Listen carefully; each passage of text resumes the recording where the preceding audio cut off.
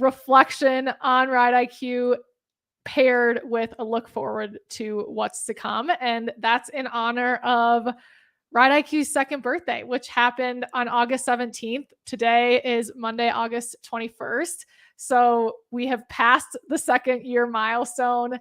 And now Kinsey and I are going to spend the hour kind of talking about what the experience has been like so far and what we're working on now and where we see Ride IQ going. And you guys asked some questions ahead of time too that we'll certainly get to.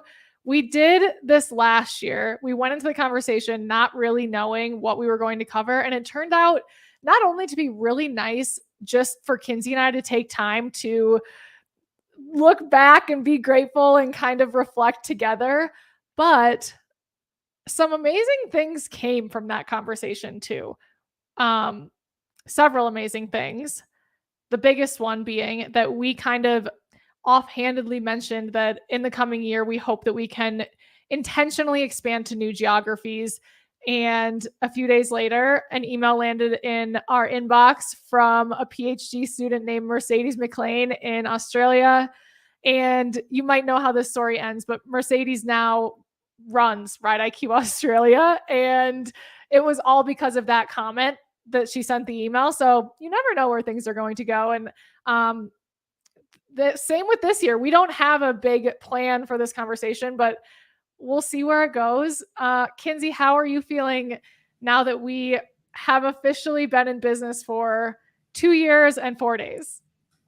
Yeah, it feels like the craziest 2 years ever. On my door of my apartment is this big poster board that says Ride IQ 2-year anniversary that my boyfriend made. And so I walk past like 12 times a day and I'm like, that's nice. It reminds me to take a moment and celebrate it. And I think that it is a thing to celebrate, even if we have the inclination, or I have the inclination to like just continue to put my head down and work. Yeah, it's really important to celebrate both milestones and like the little things that deserve some acknowledgement throughout the months and even weeks and days that we are working on this. And I love that I know Jeremy like gave you some gifts on Ride IQ's birthday and made that sign. And something that I don't think we've ever mentioned, because we don't really talk about ourselves too much in all of the conversations that we have for Ride IQ, but your boyfriend Jeremy is also starting a business, and you guys have kind of done that in parallel to each other, which I'm sure has its challenges because starting a business is just so demanding, but also gives you someone who really understands what it feels like to be giving it a go. Yeah, definitely. I mean, I think it's having that sounding board has been really helpful for me. And I think just even early on in Ride IQ, like Jeremy would be there when Jess and I were having early discussions about like what this even was going to look like. And I think having a person who understands exactly the stage you're in is really helpful. And I would say, I mean, yeah, that's been a necessary thing for me to keep my sanity over the last 2 years. Yeah, totally. Having a support system is really helpful. I was thinking that before we kind of dive into milestones of the past year, maybe we could talk, like, not introduce ourselves, but kind of share more about ourselves, because we haven't told those stories very often.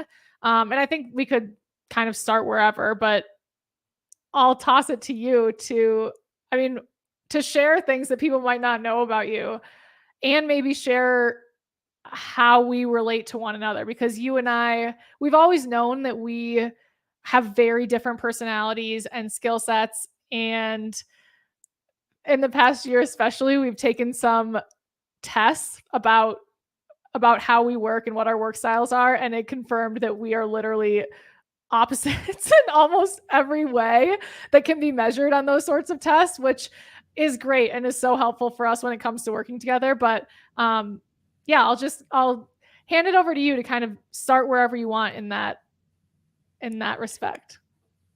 Great. Well, how we relate to one another, we are sisters. Literally.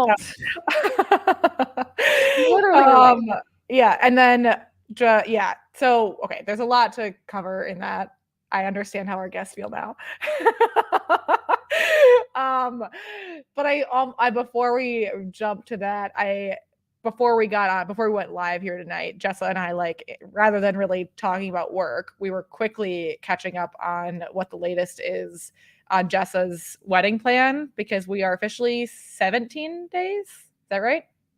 17 days out from Jessa's wedding. And that is, I think you guys were all here when she got engaged just over a year ago. And so that's been an added like level of excitement this time of year, is Ride IQ's second anniversary, and then also an upcoming wedding, which I think is really great.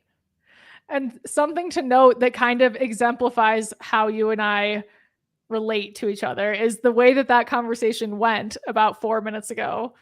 You asked me what the plan for the welcome event is, because the wedding is not in town, so we're doing a welcome event the day before.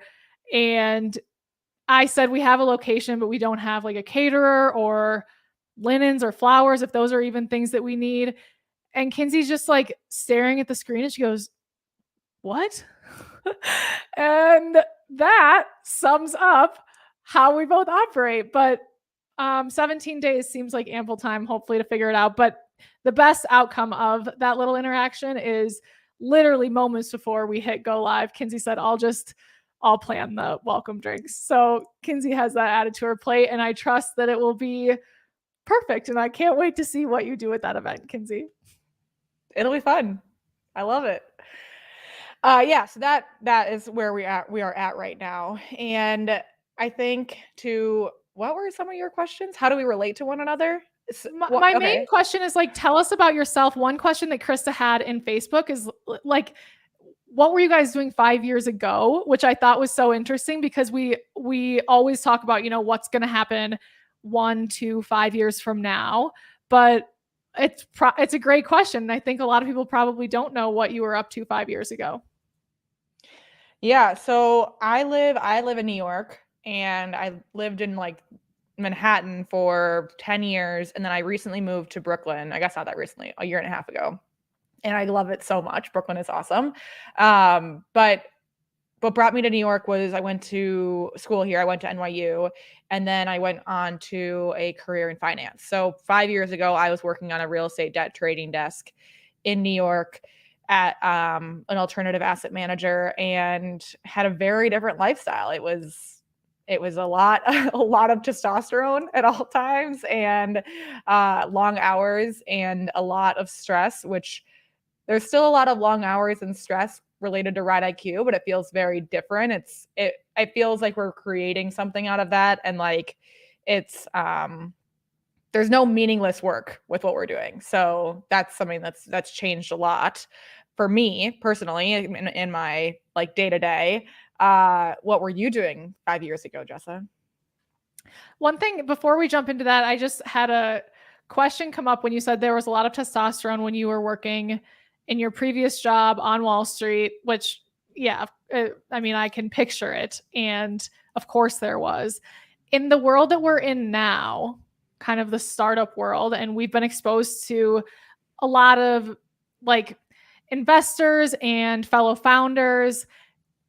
How does it relate to your experience working in finance in New York in that regard? Like, how men and women relate to each other and are treated?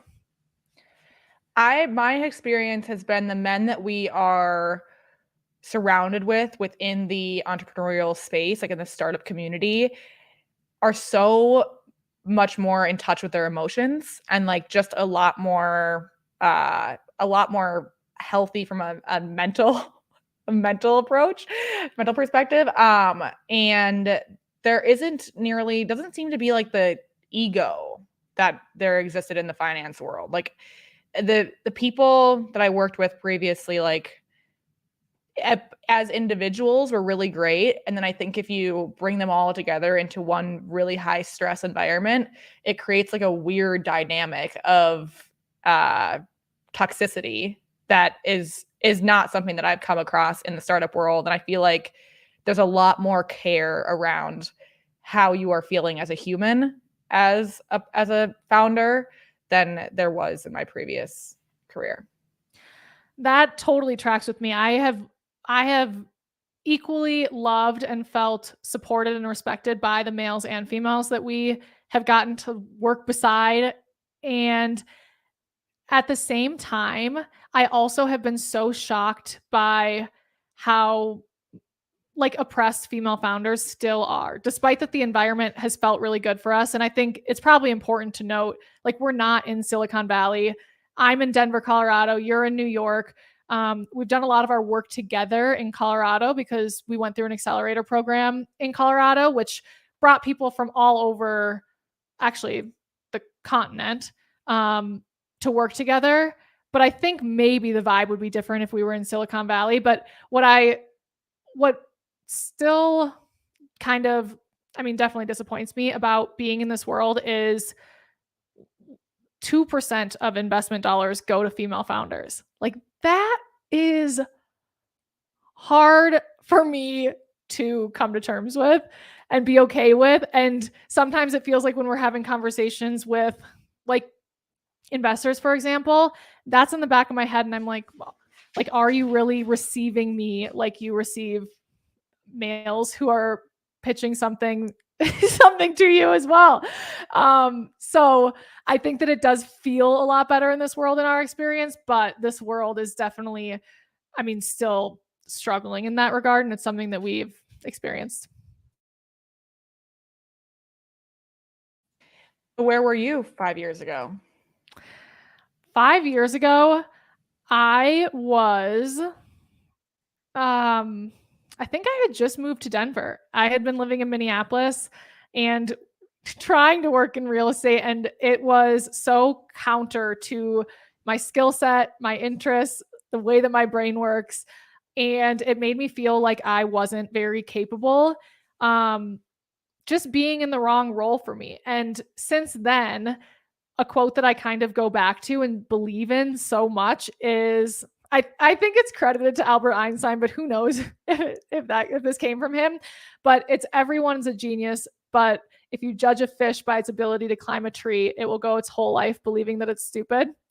And as your co-founder in Ride IQ, I don't feel stupid or not capable. I feel like empowered and energized and like I'm in exactly the right place and like I'm one of the right people to help build this. And that is really cool. And it's helped me receive others in a different way too. Like, if we interact with someone who just doesn't seem like they're, you know, that good at their job, I don't take it in anymore as that person is lazy or not smart. I take it in as like that person is in a role that might not be the best for them, because I used to be that person. So I have a lot of just, I mean, compassion, honestly, around that and around the fact that everyone is on a journey and you don't have to be to the thing that feels perfect yet. And so I honestly view the world through a different lens because I've had both of those experiences. When I moved to Denver, I started working for a digital design agency called Click Studios as a community manager. And it was a quirky group of people, mostly hybrid work. So I was in the office with coworkers, like sometimes when I wanted to be or not when I didn't want to be, which was great. And it was a better fit, but having something that we can really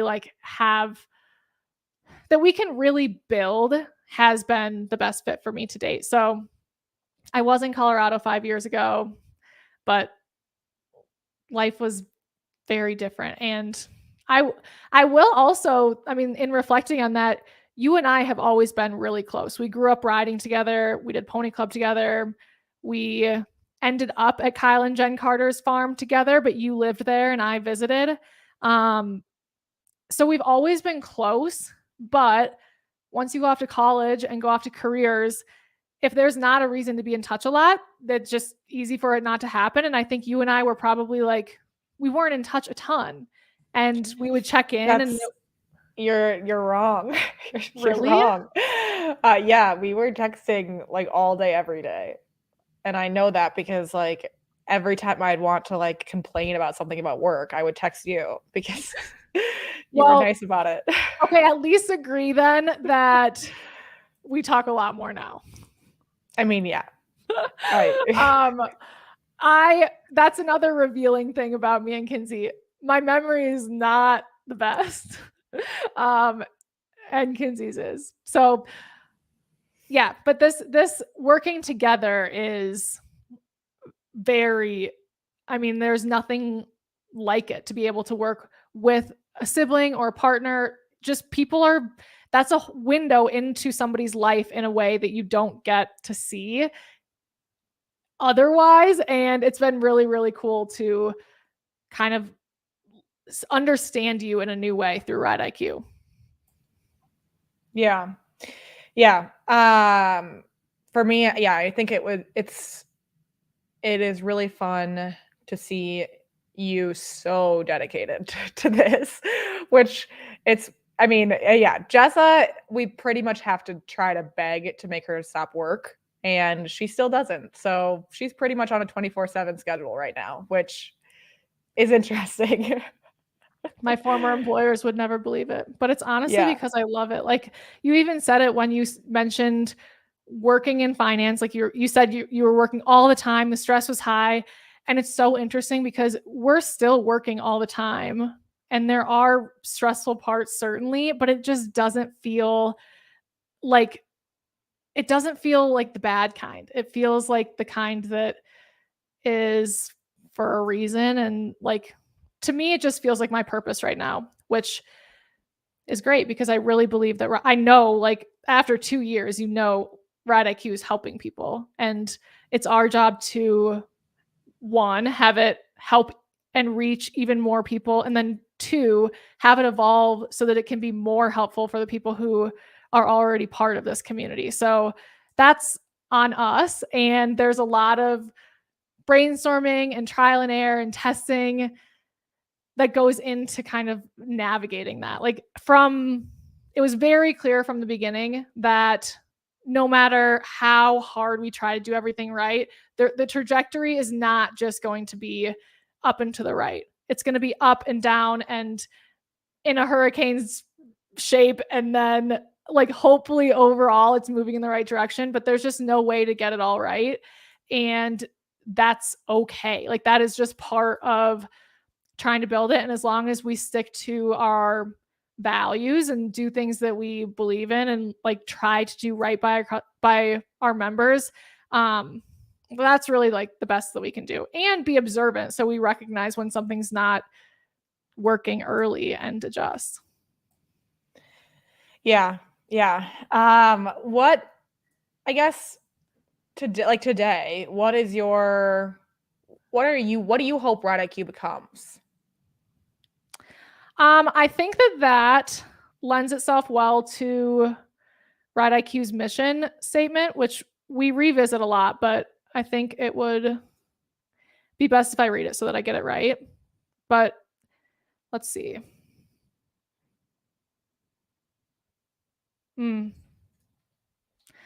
Maybe you should answer while I pull this up. Thought I had it in my notes.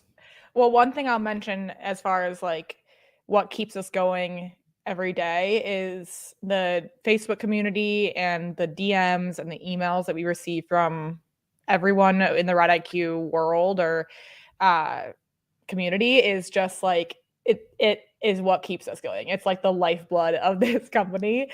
And I mean, today even like I got up early to go to the gym before work, and like I was checking my email before going, and we got an email from somebody who we both respect a ton, and he was just saying how his wife has been using Ride IQ every single day and loves it, and I was just like, man, like thank you, like I needed that, like that like just like puts fuel in my engine.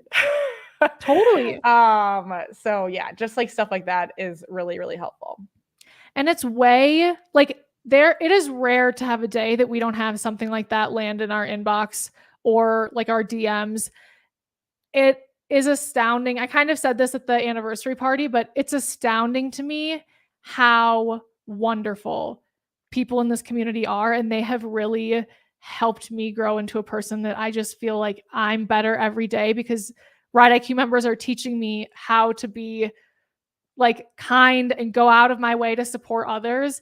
So anybody who sent us a message like that, or just participated in this community that means so much to us, like that is, I mean, there's no way to overstate how impactful it is. And like, it's our job to pay it forward. And I want to, and I feel like a happier, better person because I'm trying to do that. So yeah, we're just so lucky. Going into Ride IQ, I really thought that I would need to get a much thicker skin to be managing, paying members. I don't even know if at the time we were calling them members, but I thought we were going to have such thick skin to do this work.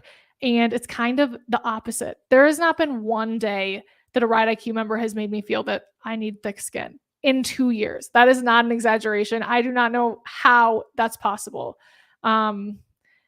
It's wild, but that was definitely a misconception going into Ride IQ. I thought that part of it would be so significant, and it's just not. So that's interesting. I found the mission. The mission is to empower equestrians of all levels to build strong, meaningful partnerships with their horses by providing affordable and accessible access to world-class equestrian coaches. Our mission is to provide riders with education, support, and structure that they need to achieve their goals and find joy in the process.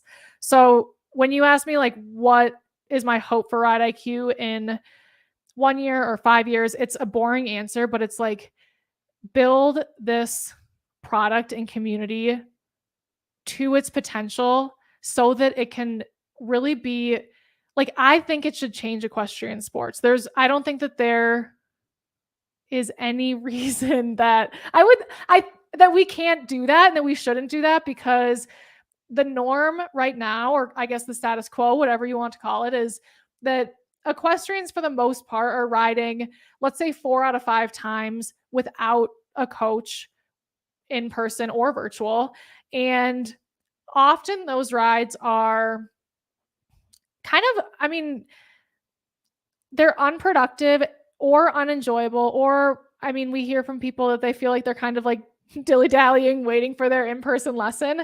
And there's so much opportunity on the table for those experiences, and not just to like polish your leg yield, but like to have light bulb moments, or moments that you're just in flow state with your horse that wouldn't come to life without some support from a coach guiding you through an exercise, helping you try new ways of approaching the goal that you're working on. And I really think that Ride IQ should be the new status quo and part of equestrians' lives. And like, that would make me feel like we have done this concept and this community at large like true justice. So figuring out how to do that best is our job. And I also think that part of that is expanding to, like, the Western world is really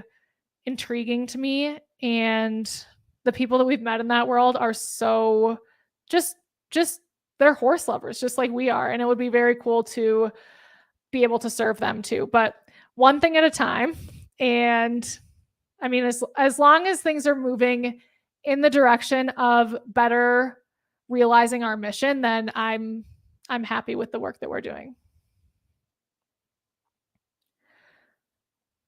Do you think anything different? No, I'm in full agreement. I think one thing that I don't want to do, that I was just thinking about as you were talking, is like, I don't want to get too tunnel vision that we're not continuing to like iterate the product, because I think that's where we can get like left behind if we're so focused on solving the problem that we identified today or like yesterday or whatever it is, that we're losing complete sight of like what the opportunity is going forward. That's like, and I don't really know how to do that. All I know is just to not be like, this is the answer. Yeah. Or this is the product. Like, the product is listen while you ride audio lessons with top coaches. Right now, that's the product. But that's why it's so important for us to know our members and who we're serving and keep hearing from them what's going well in their life, where they're finding those moments of joy, because if our goal is to help them have better partnerships and experience more joy with their horses, like that's the thing. The tool to get there is like will continue to evolve, and maybe it looks totally different, like nothing like what it looks like today in 5 years. And I think what you're saying is spot on. Like if that were the case, that would almost be a good thing, because it means that we're listening, not that we're trying to just build the product that we have to be the best version of itself, but to serve the members in the best way that we can. Yeah. So Steph put a question in chat and she said, I don't even know if there's an answer, but do you foresee Ride IQ helping the show managers or potential horse show venues to come to fruition, i.e. revitalizing Area 4 eventing? We have lost so many venues in that area. Interesting. I have been really interested lately in how we can work together with competitions, because I know that that's a really challenging thing to do. Like all of the logistics and managing the finances and making that side of it work is such a challenging role. So those are partnerships I've been really like interested in, and kind of my own wheels have been turning just within my brain, which it's always helpful to speak to, you know, people outside of myself to bring these thoughts more like so that they're more complete. But I think that there's definitely potential there, just like we were kind of talking about before. I think as long as it's with the intention of like helping riders achieve their goals, and not just with the intention of like here's an added revenue stream or an added angle to make money, because I don't think that in the long term that will serve us or members. So we would just have to kind of go down the path of what that would look like. But I think people have made partnerships that are a lot less obvious be very valuable. So that's an interesting question. And you and I exchanged messages today. Oh yeah, because you sent a gift membership to a friend of yours, which is, I mean, that was another thing that landed in our inbox this morning. So we had lots of happy emails to read before we even started the day. But you mentioned that Area 4 is struggling with that. And Kinsey and I grew up in Area 4, and it is sad to hear that might be like maybe like moving in the wrong direction, or taking steps back, or just having a hard time right now, because when these things work, which is what we experienced growing up, they're just so special and important. Yeah. Area 4, man, I was the best. It was the absolute best. So I do know that there's a company, and like I actually don't know what they do. So, and I don't know if they've actually announced they do, but there's a company that's like announcing or launching, I think on January 1st, 2024. That's for show organizers. It's called Pegasus, I think. And I think that they're going to try to do something to help show organizers, but I really don't know more than that. But Steph, it might be something worth Googling just to see, like Pegasus equestrian, I don't know, show organizers is what I would Google. They might be able to offer resources, just because I know that they are focused on the show entry side of the world, but they haven't officially launched yet. So unclear exactly what they're doing. It is cool to see that there's actually a decent amount of innovation happening in equestrian sports. There's more innovation happening than I expected when we got into this world, which is really great. And the people that we have met who are building their own things have been so supportive and, you know, treated us like we're in it together, which is wonderful. And they've lended us a lot of help and new ways to think about things. Yeah.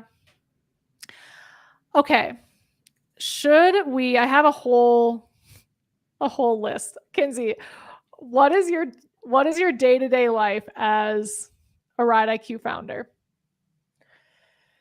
Day to day, is a lot. I mean, for me, a big part of my job is reviewing content. So like all the content that goes in that's posted to the app already has two people review it before I get to it, and then I do another pass of everything, um, which is just like a time consuming part of the job. And then other than that, like I mean, it's a lot of like operations. So there's a lot of behind the scenes that happens with a company like this that's like, I mean, recently it's like sales tax and like insurance and dealing with like our accountants and what and like our lawyers and stuff, and that kind of stuff is always like sneaky time consuming. Like I don't actually build it into like my this is what I'm going to spend time on today, and then all of a sudden it takes a long time. So that's definitely a big part of it. We get a lot of like there's just a lot of coordinating with our coaches and our partners, and I feel like there's always emailing to be done and whatnot. So I think I'm I'm more in charge of like the operations side of the business, and that also includes overseeing the technical tech team and our developers, and we meet with them at minimum once a week and just manage our product roadmap with them as well. There's a lot of moving pieces that, I mean, I'm even surprised today, this far down the road, how much goes into making something like this happen.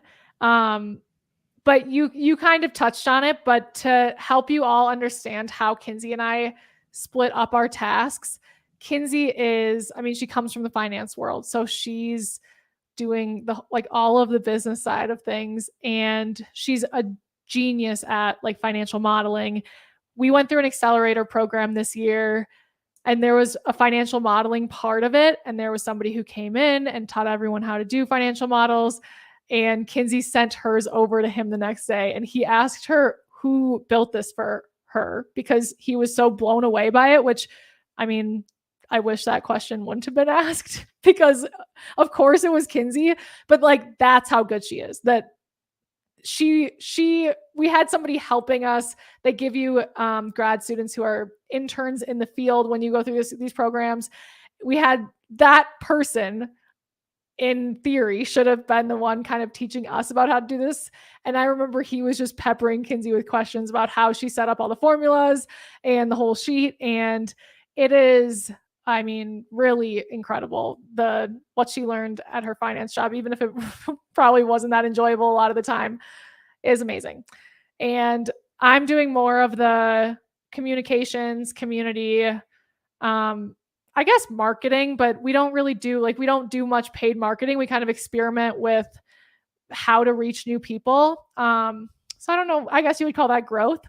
And Kinsey and I never really have to check in with each other, like which one of us is going to do this task, because our skill sets are so different that it's usually very obvious who will do what, which I think is really helpful. And it's also been helpful for us. There's no stepping on one another's toes. And if there's a decision to be made that we're not in complete agreement on, it's very clear who should have the authority. So that's helped us have a great working relationship. And when we tell people that we founded a business as sisters, 9 times out of 10, they say, wow, working with family must be tough. It's like when I used to have a puppy, and 9 times out of 10, everyone would say, wow, her paws are big. Like I could totally predict what people were going to say. And the working with family must be tough thing, I am either delusional and in my own world that this is going great, or it really is. Like it is such a gift. I can't imagine doing it with somebody else because of the level of trust you need to have to do this sort of work. Like the trust factor is probably, it'd be impossible to understand how deep the trust needs to be in order to do this without doing it, you know? So, and there's no tiptoeing around anything. There's no like, oh, I wonder how I'm going to tell Kinsey that I don't think this thing that she did is good. It's like we're not mean to each other, but it's so easy to be like, I think we should reconsider how we approach this thing, and then we just work on it together. Do you think that it's as healthy as I think it is, Kinsey, or am I in my own world? No, I think it's an absolute godsend. I've spent a lot of years tiptoeing around people in professional settings, and it's really a waste of time. One thing that like one example of that is like probably once every Ask an Expert, or like minimum once a week during a meeting, Jessa will message me, check your face. And it's like, I don't think I have like a resting bitch face, but I think I have like I think I have a face that just like, I don't know. I don't know. I don't know. But like, yeah, that's something that like if somebody else said it, I might be like, okay, back off. But I think it's just like, okay, good tip. My face looks bad. I wouldn't be able to send that message to anybody else.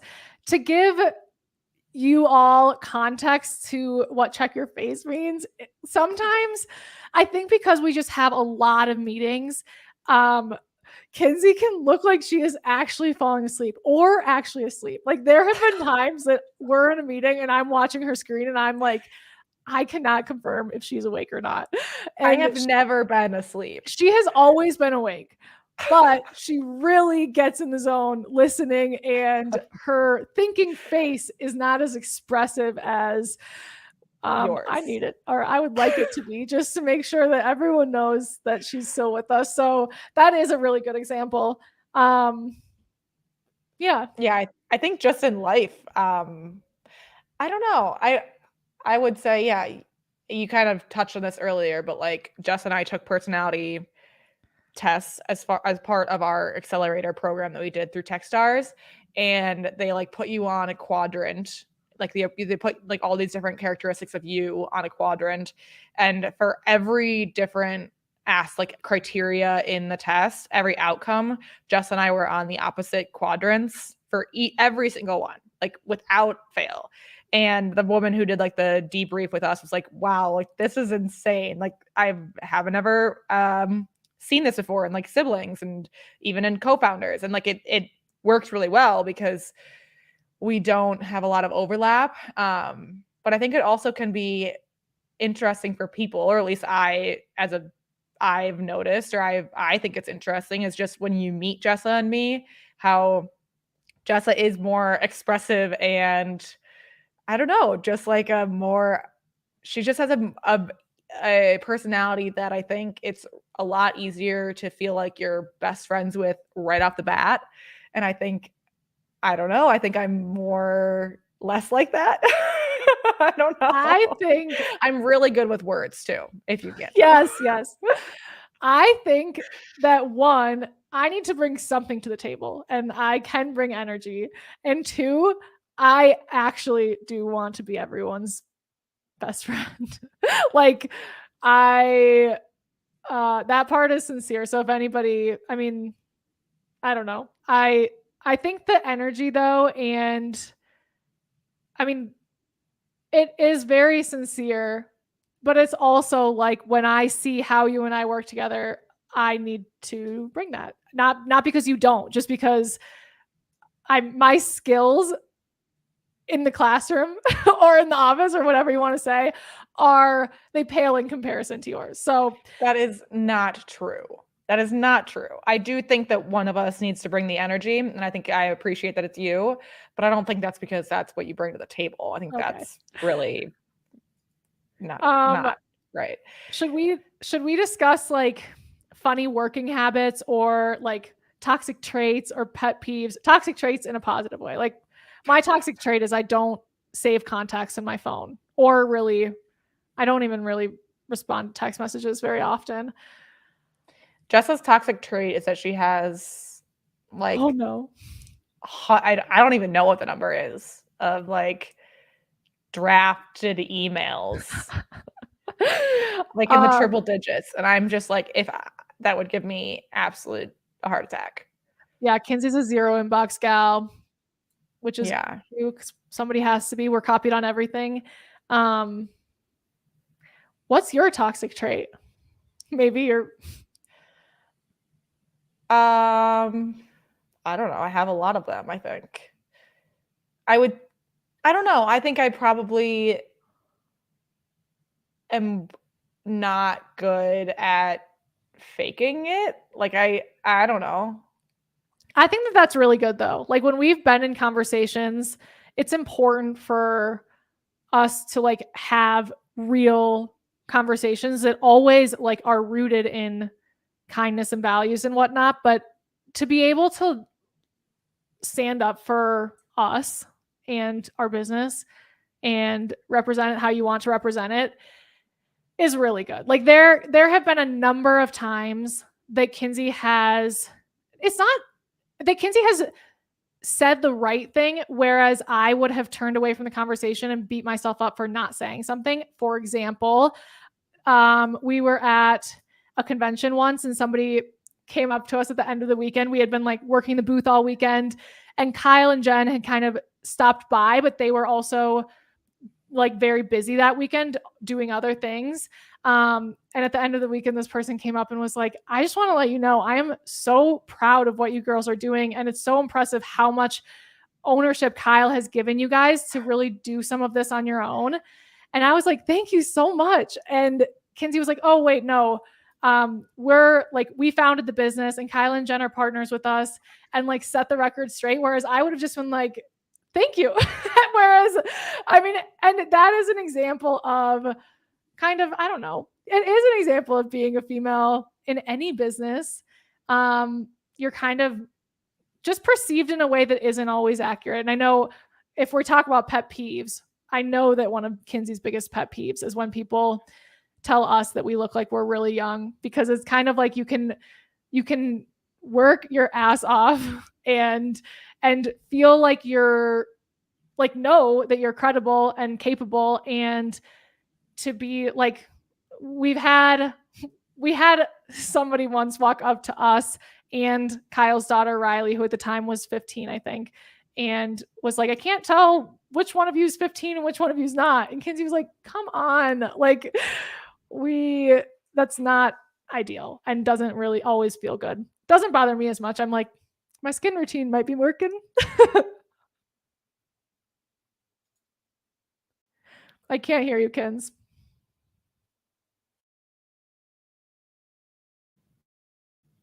Can you hear me now?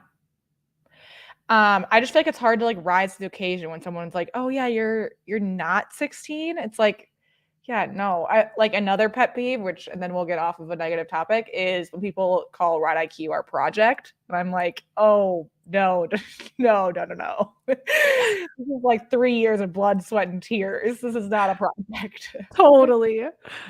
Yeah. Yeah, I think that makes sense though. When you mentioned rising to the occasion, like anyone listening, imagine yourself walking in, like feeling empowered, shaking someone's hand, and then immediately being like knocked down at the knees. Like that's kind of what it feels like pulling the rug out, like taking you down a notch for no reason that you deserve. So yeah, I mean, I think it's interesting to talk about. It's not really negative. It's just it's pet peeves that we laugh at and glides right off of us. Let's look back at the past year. What are some of the highlights? Things that come to mind for me, and then I'll let you fill in the blanks are, and I won't say all of them. Two that come to mind is we rebranded Ride IQ, and we did a new layout for the app.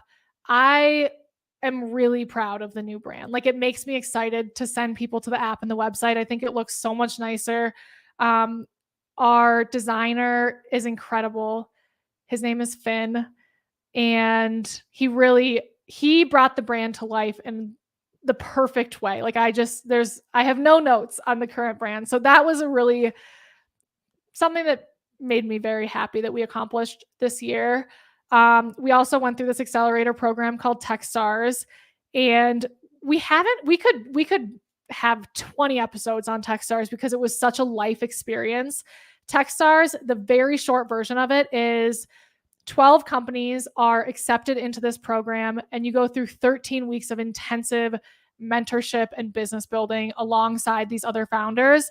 And it's hard to get into. Being a Techstars company gives you credibility, and we have like very much experienced, like, our credibility has skyrocketed in the startup world having gone through Techstars. That said, Techstars, we were the only one of the 12 companies that already had paying members, and those 13 weeks were some of the most difficult of my life. Like, it was so, not just so much work, like even going into it, I knew it was going to be 13 weeks nonstop of working, and that's fine. But it just, the mental toll that it took on me, like, we probably had 10 meetings a day. And then after those meetings, you do the regular build the business side of things and don't let members down and don't let coaches down side of things. And there was a lot to be gained, mostly relationships through that program. And going through something difficult is not always negative. And in this case, it definitely wasn't. Like, I think about it like med students going through their residency. I don't really know what that's like, but I imagine it's a lot of long hours and just like going through something terribly difficult side by side with others who are also sleep deprived and working on this dream. And there are really special life lessons and experiences in there, but that was a more like impactful experience than I expected it to be, in the sense that it like affected me more. It just demanded so much out of me, and oftentimes I felt like I couldn't meet all of the demands, and that has its own thing to grapple with. So it might sound negative, it's not. It's like I'm so glad that we got to experience that, and I'm also so glad we're on the other side of it, and now we can take the relationships and the tools that we have and like have more ownership over our schedules and just be able to dedicate the time in the way that we think is most true to what we're trying to do. Yeah, I feel like I came out of Techstars a different person, which I don't think, not like a total transformation, but like there are aspects of my character that were changed by that experience. And I think all in positive ways. But it was a very, very intense 13 weeks. Wasn't, not to interrupt, but didn't Techstars not necessarily negatively impact you, but didn't it make you tie your identity more to the success of our business than we previously had, or was that not Techstars related? I think through Techstars, I just realized that, my emotions are incredibly intertwined with how Ride IQ is on any given day or in any given moment. And generally in a day-to-day, there's not a ton of like change. Like, that's not a huge roller coaster on a random day of how Ride IQ is doing. Like, we're kind of just growing and chugging along. It's great. And that's kind of how it was going into Techstars. Techstars really made me realize that is actually not great, because throughout like a day of the Techstars life, I mean, there was a ton of up and downs. Like, in the same day, everything was like green, yellow, red. You were either green, yellow, or red. And in the same day, you could be green, which is like high, and you could be red, which is like low. And having my emotions be so connected to the status of Ride IQ was really hard during that. And I didn't realize it until we were on such a roller coaster. And so, that was something that I just came out realizing, and like have taken steps towards trying to untwine those things since we got out of Techstars, because I think that it is important to not let it be my entire identity, and like try to spend more time with friends and get back into like hobbies. Like, we picked up I picked up paddle tennis in the last couple months, and like that's now my personality. Like I'm obsessed with it, and I think it's so fun. But like, yeah, I came out of it with a lot of really valuable life lessons. You mentioned the highs and the lows, and I totally agree. During that accelerator, they were happening so much more often in one day versus like building Ride IQ. They happen, but not so one after another. Like it wasn't the roller coasters up and downs had a more bearable cadence outside of Techstars.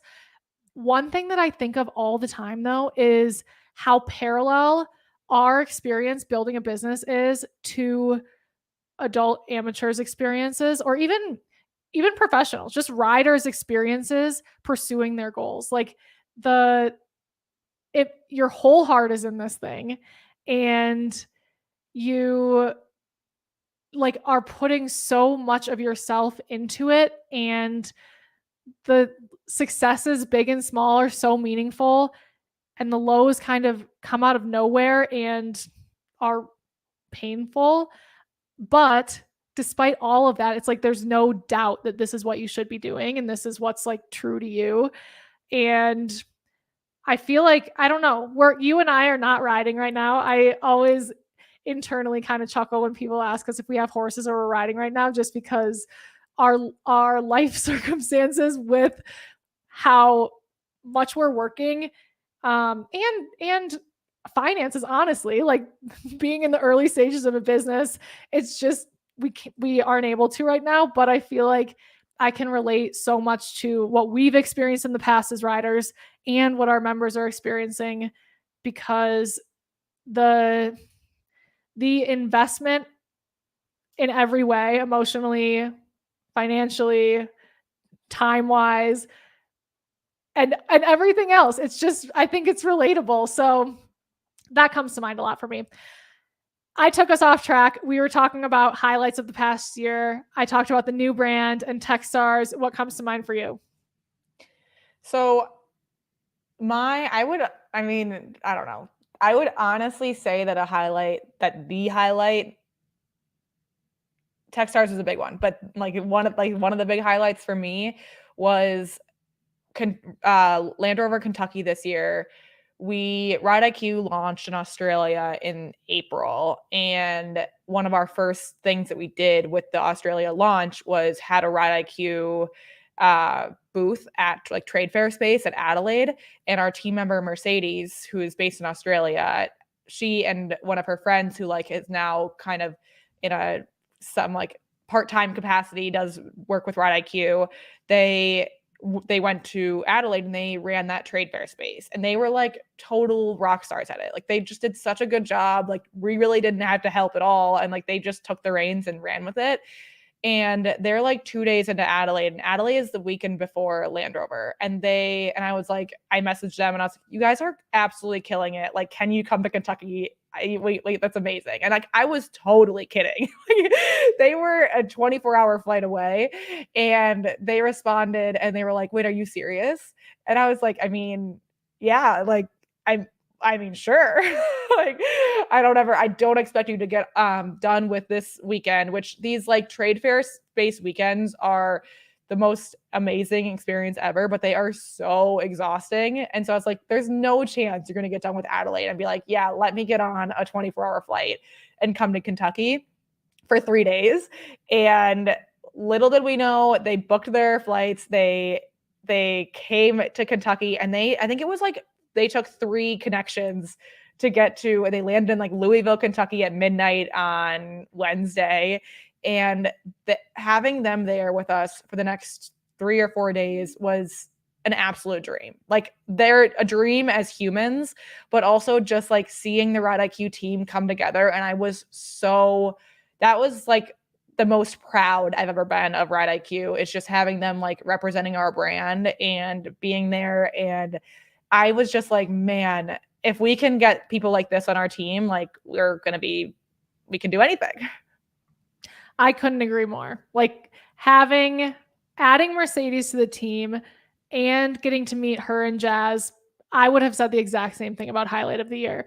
It was a full weekend of a pinch me moment. Like, how is this happening? Somebody like, how is it possible that this thing, this idea of ours turned into a business, and now somebody who works on that team in Australia of all places is here in Kentucky. It's just like a lot of things coming to fruition, and most importantly, just how wonderful Mercedes and Jasmine both are. It was so special to work alongside them and see them like sharing Ride IQ with others with this sparkle in their eye. Like we have a sparkle in our eye. It was wild and so fulfilling. I totally agree with that.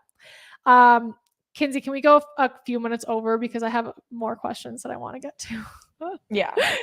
One thing I'll just mention, last thing on the Kentucky thing is, so the four of us were staying in an Airbnb together, and like we would get home at like, I don't know, 10 or 11 from dinner, and I would be like, oh, I'm gonna like stay up and cut more dog bandanas or like work on this video or just like do something else. And they would be like, okay, well, we're gonna stay up too and we'll help. And I'd be like, no, like you guys are jet lagged, like please go to sleep. And like it was just so cool. Like they were totally living and breathing it. Like they cared so much. And I don't know, they're total rock stars.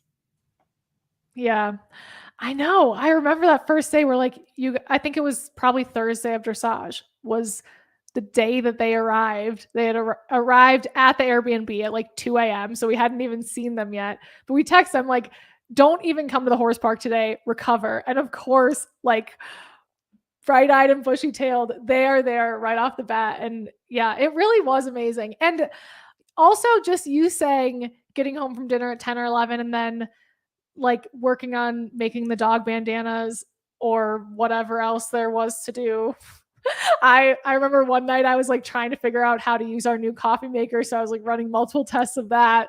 There's like those moments, even though it's becoming the middle of the night and maybe it sounds like maybe people think it would be nicer to be able to just like go to bed. Like those are magical moments of working on those little things that just, I don't know. Though at least to me those are magic moments. I can't describe why. It's just I guess caring about something enough to want to go home and work on dog bandanas or whatever it is. You and I have had a lot of all-nighters together over various things. Okay. I am curious if you have any mantras, or if you don't, just approaches to work that you have embraced as a result of the past 2 years, or things that you tell yourself, anything that you've kind of like that you can hold on to as something that is either true to you or helps you. Basically, any answer to this question goes based on how I phrase it. As far as like Ride IQ goes, one thing that we learned during Techstars that like I think is really, really true is like I don't know, there was a much more eloquent way of saying this, but basically like you can't do right by your customers if you don't do right by yourself. And it's like make sure that you are like drinking enough water and like getting exercise and like putting effort into your own physical well-being, because if you're not taking care of yourself, it's going to be really hard to take care of your user and understand what they need. And that's something that like I think about a lot. If it's like, oh, I need to end work an hour early to go and play pickleball or whatever it is, like that's going to do me a lot of good and I'm going to clear my head and like it's going to serve me better tomorrow. So that's something that like I try to stay true to. The irony is that Techstars didn't even give us time to eat or sleep or any of those things. But it did exemplify how when you're reaching burnout, you're just not able to show up how you like in the best way. And I often find, as much as it's tempting to be like, okay, I'm gonna get one more thing done, and then you don't get to do paddle or go get fresh air or whatever it is, if you skip that thing, so often I find that when I do go do that thing, the clarity of what I've been trying to figure out it's like the reason that there are, if you guys have ever heard of like shower thoughts are those brilliant ideas that you have in the shower. And the reason is you're not distracted by all of the other demands coming at you during day-to-day life wherever you are. So to just get some space to think and let that idea come to you is, it does serve the business and serve the member, but you have to give yourself the space to do it. What's your mantra? My mantra, more so than ever this year. Okay, first question. Was Denver Startup Week in this past year or the year before? The year before, right? No, it was in September. Okay. So it's another milestone this year. Ride IQ won Denver Startup Week's pitch competition.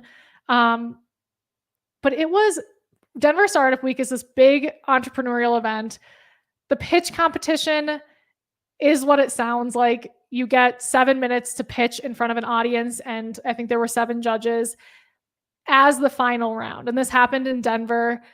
We submitted videos as our pitch initially, and we were quite surprised to get to the final round. Like Kinsey was booking a last minute flight to get to Denver, and it was very scary. Like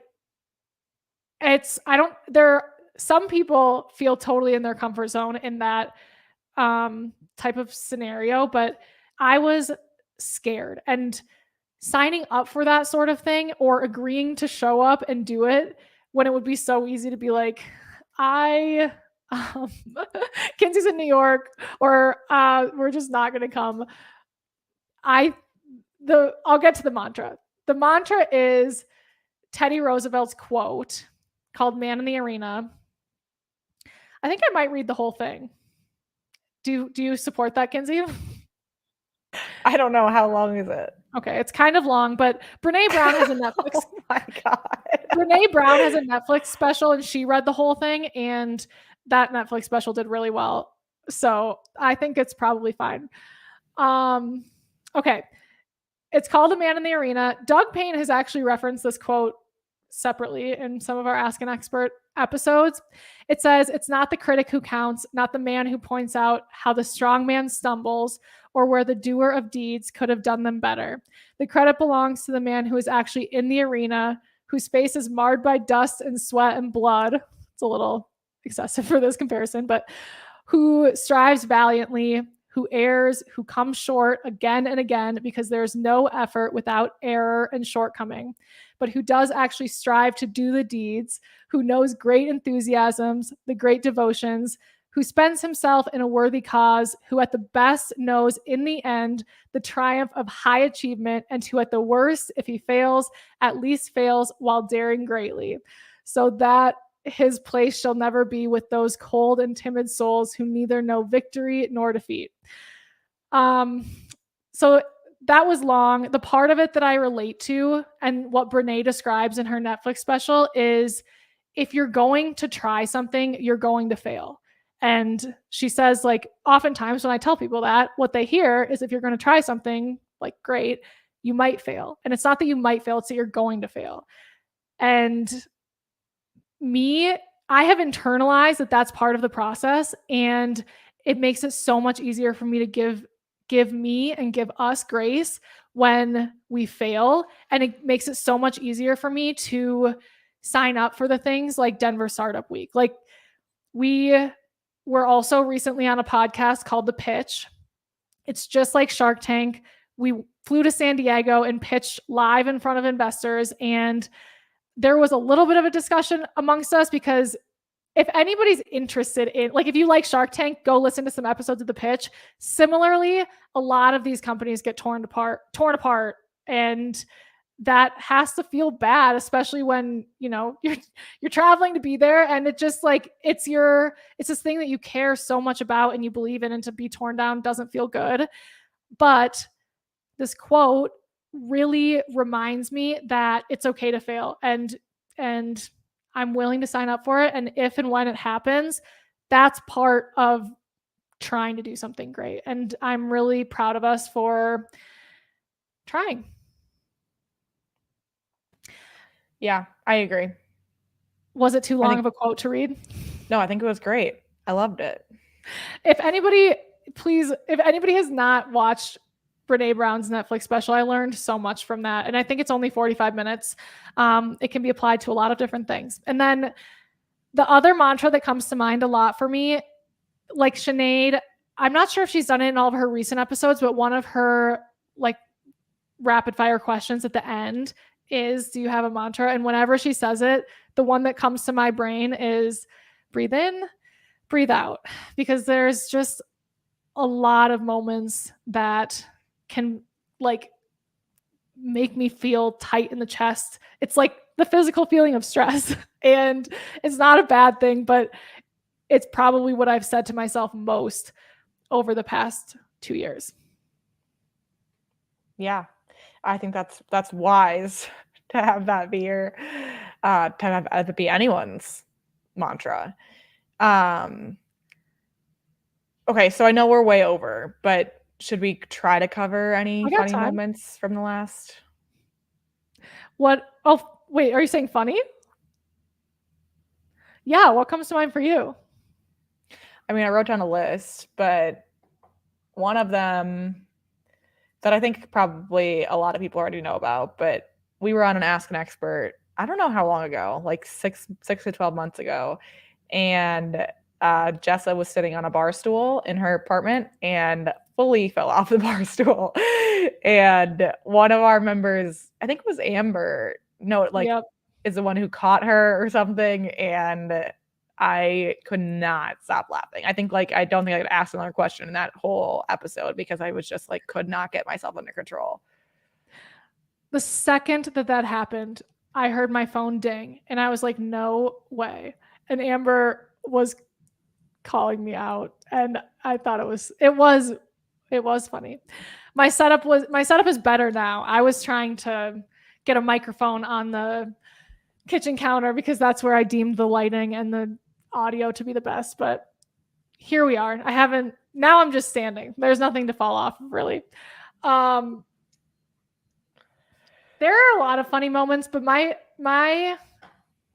favorite is just that you and I have we have the opportunity to laugh together, but it's also hard because when you start laughing, like there's no going back for me. And Lauren Spryzer has a coaches club, and we were on a live event for that the other day. And similar to Ask an Expert, we read out questions. And Kinsey had not given me the heads up that one of these questions was a full email. And the email like makes perfect sense as an email, but not as a question because it was like 2 pages long. It was so long. And I started reading this email and I didn't look ahead. So I didn't realize how much I was getting into. And then I heard Kinsey laughing over my shoulder and kind of looked ahead at where this question was going. And it would have taken me 30 minutes to read the rest of it. And we both just died laughing and got saved, fortunately, by somebody else who was there. But I'm happy that we're able to have moments like that with our members and I want to present everything in a way that is most helpful and entertaining and organized for people. But I also want Ride IQ to be different in that it's human. And I want our business to have an elevated level of transparency compared to maybe how a lot of other businesses run, because I think that's really true to us. And I think it's in line with in line with what is helpful, but also how our members operate. And so I kind of want to mirror that. They're letting us in and I would like to let them in. And I don't think that you and I should ever be shy about making a mistake. Yeah, we make a lot of mistakes, but as long as we can have some fun, I think like we're like that is another thing is like I just want us all to have fun. Like we're riding horses like I just want there to be so much joy and delight around what we're working on and that we're able to create for the community. The last funny moment that I'll mention and it'll require if anyone's still listening, it No. will require you to open up your Spotify app and look up the music. But Oh, God. Jessa really likes to start our like group events with a song. And so like in Zoom, like you just like put a song on. And we were hosting Emma Klugman was hosting Pony Club study sessions recently and for Red IQ. And Jessa started one of those Pony Club study sessions with the song Big Energy, which if you look that up on Spotify and click play on it, By title, it sounds perfect. You'll understand why that was really, really comical. You guys, it was so inappropriate. Every word was so inappropriate. And I was trying to get it to turn off frantically. That actually happened the same day that the Lawrence Coaches Club laughter happened. There was something in the air. Yeah. So that was a good moment. But that was just a couple of things that really made me laugh in the recent term. Do you think we should leave any Easter eggs in this episode? Like we do have some exciting announcements coming up. Yeah. Yeah. We could. I don't know how. One of our exciting announcements is an upcoming coach. Actually, there's more than one exciting upcoming coach. Hopefully, anyways, the recordings are in the works. An Olympian whose name includes an animal. Oh God. What? Okay. This is kind of like trivia we did at the anniversary party. Like everyone was like, that is so obvious. Okay. See if you can get it.